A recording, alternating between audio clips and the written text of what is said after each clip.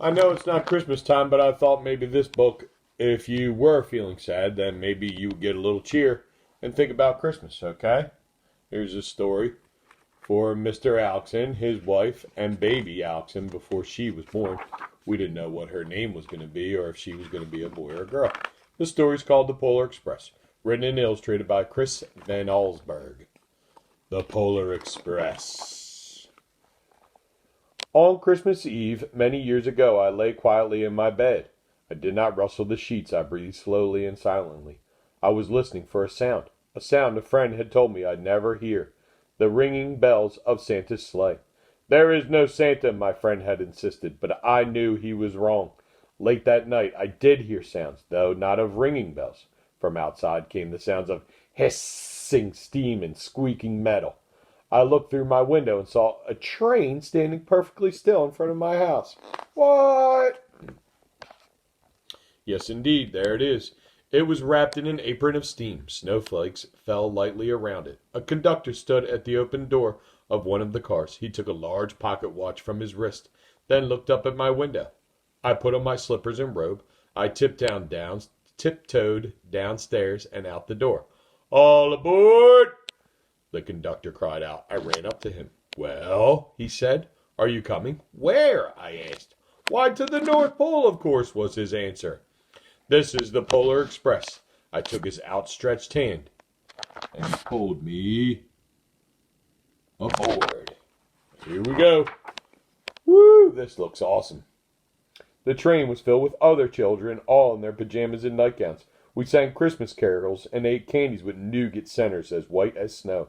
We drank hot cocoa as thick and rich as melted chocolate bars. Outside, the lights of the towns and villages flickered in the distance as the Polar Express raced northward. Soon there were no more lights to be seen. We traveled through cold, dark forests where lean wolves roamed and white-tailed rabbits hid from our train as it thundered through the quiet wilderness.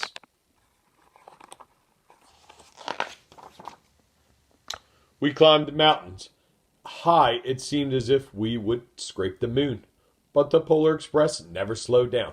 Faster, faster we ran along, rolling over peaks and through valleys like a car on a roller coaster. Whew, scary. Maybe fun, though, if you're going to the North Pole. The mountains turned into hills. The hills turned to snow-covered plains. We crossed a barren desert of ice, the Great Polar Ice Cap. Lights appeared in the distance. They looked like the lights of a strange ocean liner sailing on a frozen sea. There, said the conductor, was the North Pole. Woo! We're almost there, buddy. Yeah, buddy, yeah, buddy. The North Pole. It was a huge city standing alone at the top of the world, filled with factories where every Christmas toy was made. At first we saw no elves. They are gathering at the center of the city, the conductor told us. That is where Santa will give the first gift of Christmas. Who receives the first gift, we all asked. The conductor answered, he will choose one of you. Woo, woo. Yeah, look at all those awesome elves. Look, shouted one of the children, the elves. Outside we saw hundreds of elves. As our train drew closer to the center of the North Pole, we slowed to a crawl. So crowded were the streets with Santa's helpers. When the Polar Express could go no farther, we stopped, and the conductor led us outside. Get out of the way, you little nuggets. There he is, the man. We pressed through the crowd to the edge of a large open circle. In front of us stood Santa's sleigh. The reindeer were excited. They pranced and paced, ringing the silver bells that hung from their harness. It was a magical sound like nothing I'd ever heard. Across the circle, the elves moved apart, and Santa Claus appeared. The elves cheered wildly. Woo! He marched over to us, and pointing to me said, let's have this fellow here. He jumped into his sleigh. The conductor handed me up. I sat on Santa's knee, and he asked me, now what would you like for Christmas? Ooh, wow. What would you ask for? I knew what I could have, any gift I could imagine.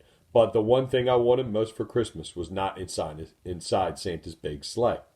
What I wanted more than anything was one silver bell from Santa's sleigh. When I asked Santa, Santa smiled.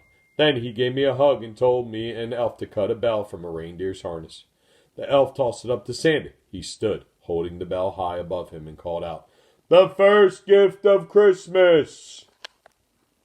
Woo! The clock struck midnight as the elves roared their approval. Santa handed the bell to me and I put it in my bathrobe pocket. The conductor helped me down from the sleigh. Santa shouted out the reindeers' names and cracked his whip. His team charged forward and climbed into the air. Santa circled once above us, then disappeared into the cold, dark night. As soon as we were back inside the Polar Express, the children asked to see the bell. I reached into my pocket, but the only thing I felt was a hole.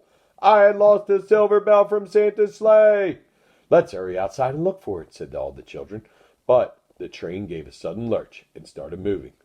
We were on our way back home. Poor bugger. It broke my heart to lose the bell when the train reached my house. I sadly left the other children. I stood at my doorway and waved goodbye. The conductor said something from the moving train, but I couldn't hear him. "What?" I yelled. He cupped his hands around his mouth. "Merry Christmas!" he shouted. The Polar Express let out a huge, loud blast from its whistle. Whoo! And sped away. On Christmas morning, my little sister Sarah and I opened our presents. When it looked as if everything had been unwrapped, Sarah found one last small box behind the tree. It had my name on it. Inside was the silver bell. It was a note. "Found this on my seat of my sleigh. Fix that hole in your pocket." Signed, Mr. C. I shook the bell. It made the most beautiful sound my sister and I had ever heard. But my mother said, "Oh, that's too bad." "Yes," said Father, "it's broken." When I had shaken the bell, my parents had not heard a sound. At one time, most of my friends could hear the bell, but as years passed, it fell silent for them. Even Sarah found one Christmas that she could no longer hear its sweet sound. Though I've grown old, the bell still rings for me as it does for all who truly believe. Ho, ho, ho! The end.